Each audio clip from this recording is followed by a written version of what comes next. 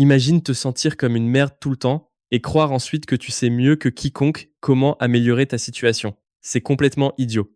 Le singe personnage non joueur est assez intelligent pour avoir conscience de lui-même, mais pas assez pour réaliser qu'il est encore stupide à en crever. Si le singe était vraiment intelligent, il obtiendrait ce qu'il veut de la vie. Mais vu que le singe est malheureux, accro et coincé, il n'est probablement pas aussi intelligent qu'il le pense. Le singe Chad réalise qu'il n'est pas si malin, alors il essaie juste de deviner la meilleure chose à faire et il fonce. Le singe Chad voit, le singe Chad fait. Il n'y a pas de réflexion inutile. Le singe a de grands objectifs mais fait exactement comme les autres singes. Il croit que la vie tournera différemment pour lui, même s'il reproduit les mêmes actions. Ça aussi, c'est incroyablement stupide. Le singe Chad est intelligent. Il a joué à Far Cry 3, donc il sait que faire la même chose en espérant un résultat différent, c'est la définition de la folie. Le singe Chad se concentre sur le changement de ses habitudes quotidiennes en sachant qu'elles changeront son avenir. Le singe a créé une application pour t'aider à suivre tes progrès. C'est un jeu de suivi d'habitude où accomplir tes tâches te fait gagner des bananes et tu crées un monde de singes avec ce que tu récoltes.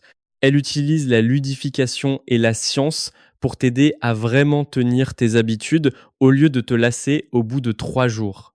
Plus de 1828 singes lui ont donné 5 étoiles. Clique sur le lien dans la description pour la télécharger. Le singe personnage non joueur a 12 heures de temps d'écran par jour. Il dort mal. Il passe plus de temps sur les toilettes qu'à faire du sport. Mais le singe personnage non joueur est convaincu que ses problèmes sont psychologiques et que s'il peut mieux les comprendre, ils disparaîtront. Le singe Chad a aussi beaucoup de problèmes, mais il a réparé son matériel avant de toucher à son logiciel. 95% des problèmes de logiciel du singe Chad sont résolus quand il commence à prendre soin de son corps, et les 5% restants sont plus faciles à corriger une fois que la machine tourne bien. Le singe Chad n'a jamais essayé de faire tourner Crysis 3 sur une patate. Il a d'abord réparé la patate. Reste un singe.